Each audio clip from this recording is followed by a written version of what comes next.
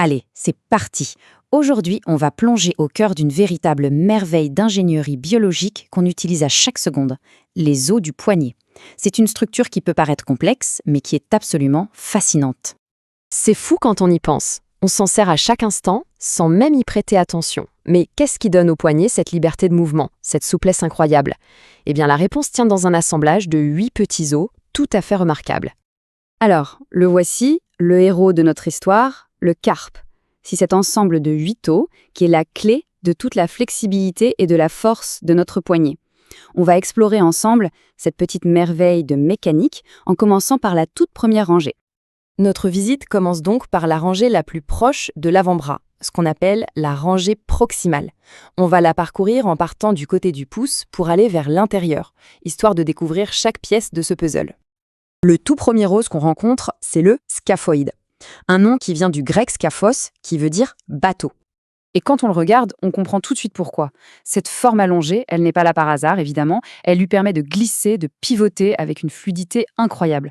C'est un peu comme la coque d'un bateau qui navigue entre les deux rangées d'os. Et alors là, regardez-moi un peu toutes ces connexions. Le scaphoïde, c'est un peu le grand carrefour du poignet. Il s'articule avec le radius de l'avant-bras, oui, mais aussi avec des os des deux rangées du carpe.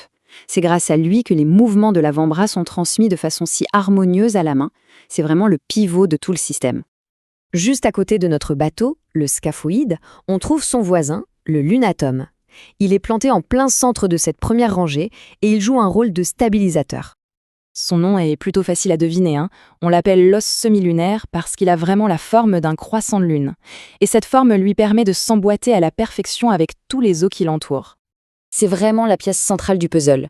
Le lunatium, il s'articule avec le radius, le scaphoïde, et aussi avec les os de la rangée suivante. C'est cette position clé qui lui permet de bien répartir les forces qui traversent le poignet et d'assurer la cohésion de tout l'ensemble.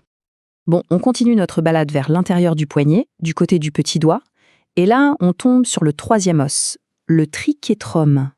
Son nom vient du latin et veut dire « à trois coins ». Et c'est exactement ça. C'est une petite pyramide osseuse qui a 3 faces, 3 surfaces pour s'articuler avec ses voisins. Il est donc en contact avec le lunatum, mais aussi avec l'amatum, un os de la rangée d'après. Mais ce qui est vraiment spécial chez lui, c'est sa connexion avec un tout petit os qui est juste posé sur lui, un os un peu à part. Et cet os, c'est le pisiforme. C'est le dernier et de très très loin le plus petit os de cette première rangée. Alors lui, le pisiforme, il est vraiment unique. C'est ce qu'on appelle un os sésamoïde. En gros, ça veut dire qu'il est niché à l'intérieur d'un tendon. Un peu comme la rotule pour le genou, si on veut faire une comparaison. Ce petit os en forme de pois,